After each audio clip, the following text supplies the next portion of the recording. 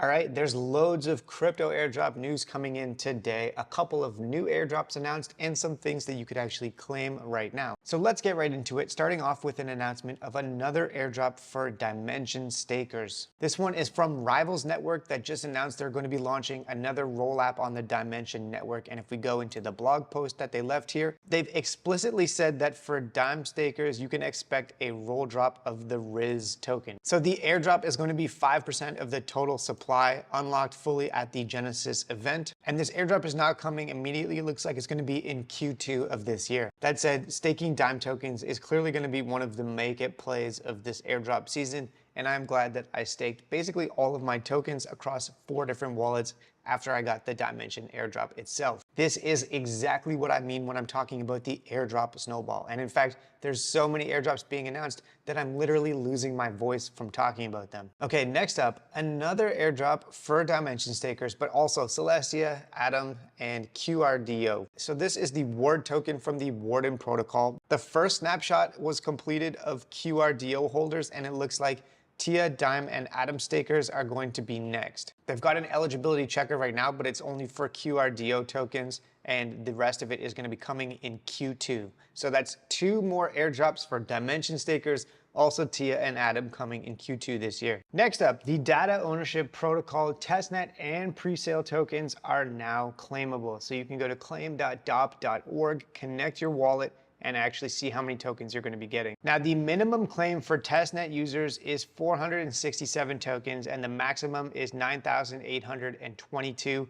That is based off of completing all of the testnet tasks, but then also referring other people. Now, a couple of important points here. For starters, the claim is on Ethereum mainnet, so you're gonna have to pay ETH gas fees in order to claim the token. Secondly, you can see the token and the balance in your wallet if you add the contract address, but there's no liquidity and they haven't listed it on a centralized exchange yet, so you can't actually trade it or transfer it yet. It's non-transferable tokens. Thirdly, depending on where you live, they have actually implemented a KYC process. So for me personally, living in Central America, this has not been an issue, but I believe if you live in the United States, they have a ZK, KYC, or Know Your Customer process. Apparently 90% of people don't have to go through this, but 10% do. And then in terms of a couple of other basic tips, this right here is the contract address. So if you want to see your balance, you have to copy that, then go into MetaMask and import it. Also, the incentivized testnet airdrop portion of this is only 1.2% of the total supply, and that is distributed across over 500,000 wallet addresses. So I would say,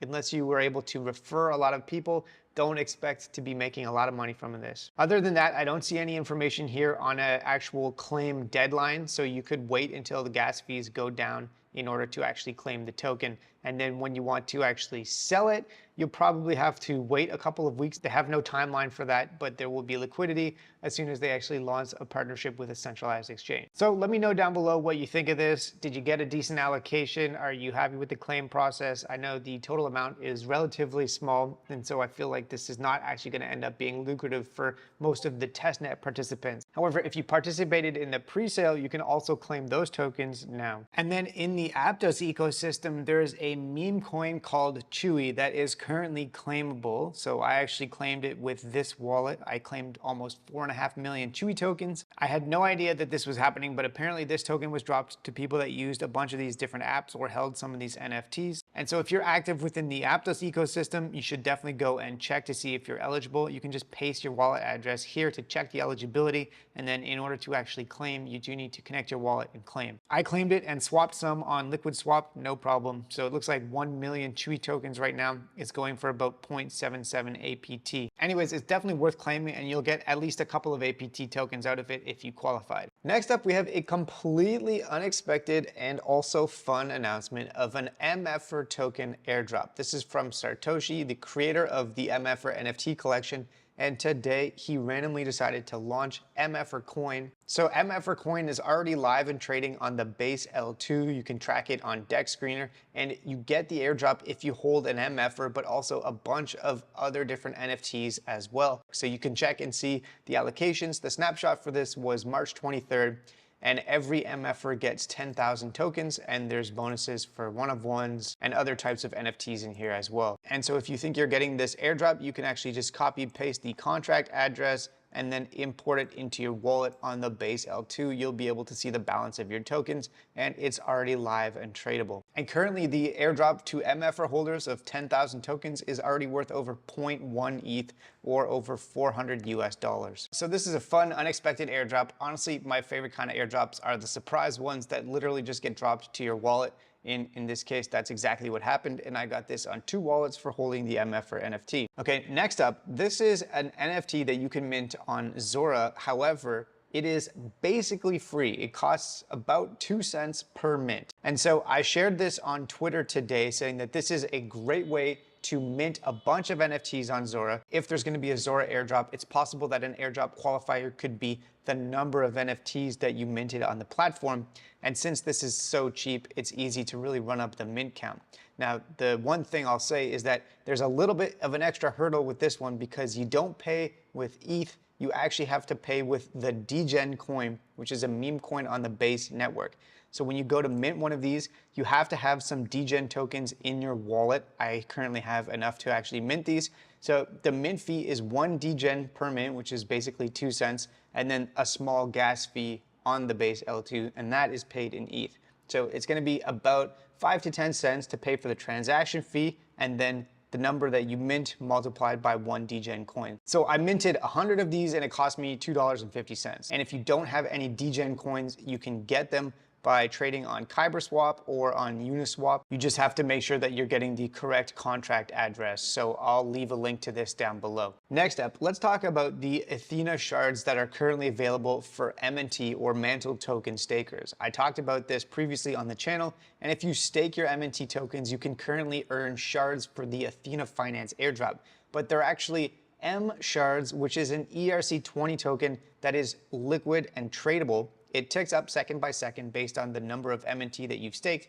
And I find that actually I'm earning more M shards for staking this amount of Mantle tokens than I'm earning by actually staking USD directly with Athena. So the risk reward on this seems to be pretty good. And when you're ready to actually claim your rewards, you go over to this tab right here, claim rewards, and then you can actually claim your shards. They'll go directly to your wallet. And now if I open up my wallet, I can see I actually have those shards right here. So this is cool. It's kind of like the KEP or KEP token for Eigenpoints with KelpDAO, except it's on the Mantle L2. So the transactions are really cheap and you can actually have these shards liquid in your wallet immediately. Next up, it looks like the Drift airdrop is going to be happening in April. So yes, April is going to be a big month. In the next couple of weeks, we're getting Wormhole, we're getting Camino, we're getting Parcel, we're getting Drift, we're getting Athena Finance, probably a bunch of other ones that I'm not thinking of off the top of my head. So yes, April is going to be a massive month for airdrops, including, I guess, Drift Protocol. Next up, if you are staking the Jupe token, there's a new proposal live and you should go and vote on it because people that vote with their staked Jupe tokens get to earn a share of the rewards for doing so. So definitely go and cast a vote. Next up, there was an article released from Merkle, and I've spoken about this platform a few times here on the channel.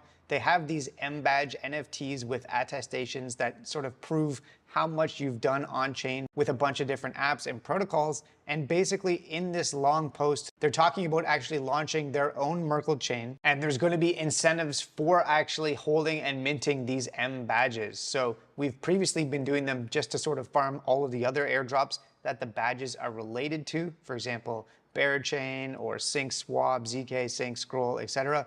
But now it looks like there's actually going to be rewards from Merkle as well, which is cool. There's going to be a snapshot of M-Badge holders soon, but it looks like it hasn't actually occurred yet. And in this article here, they've got a list of all of the different M-Badges. I'm not sure if I've spoken about every single one of these on the channel, but most of them I probably have. So you can check them out here. You can claim them and interact with them. And as you do this, you're pushing transactions on all of these different apps and protocols. So for example, SyncSwap, for this one, you have to actually make trades and provide liquidity, but then also you'll be doing stuff for Merkle and potentially qualify for double rewards that way. Also, the list of ones that they have coming out soon are pretty interesting. Next up, Season 2 of Gull Game is live. So this one has daily tasks that you can complete for free to earn some points for this airdrop. And then if you stake meme coins in the Gull farm, you can also earn additional points. Personally, I staked a very small amount of Dogecoin on the Binance chain just to tick that box. And so you can actually farm this airdrop without having a significant amount of capital. I did this with like $5, and then all of the tasks in Gull Game are completely free social tasks. So I think I'll have 5 referral codes and I'll post them down below. Once those are gone,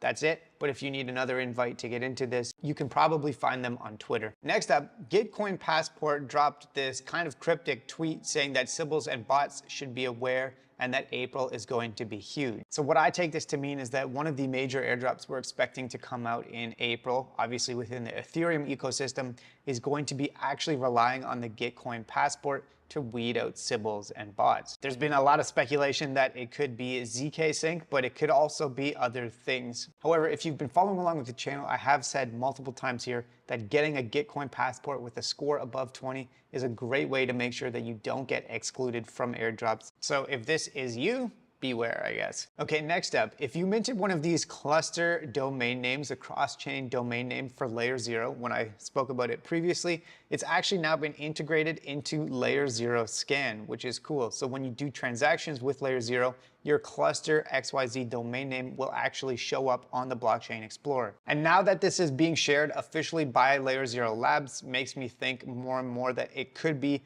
an input or a criteria for that airdrop. If you want to get one of these, it is a little bit expensive, and the process for getting one is kind of not as straightforward as you might expect. Basically, you have to put in a bid on one of these names. So basically, you go to the website here, you click create a bid, you put in the domain name that you want to get and hit continue.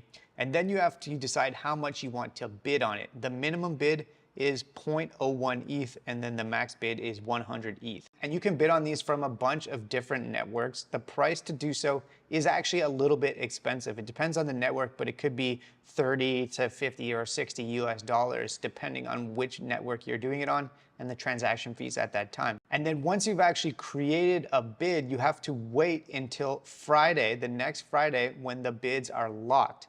So in between when you place the bid the first time and when they get locked, other people, if they see that name and they like it, could potentially bid higher than you and actually win that name instead. But once you actually have a locked bid, that becomes your cross-chain domain name. I have 2 on this wallet, Gimme Tokens and Crypto Cove. And yeah, so if I use that wallet across all of these different chains listed here, then now that domain name will actually show up on the Blockchain Explorer, which is cool.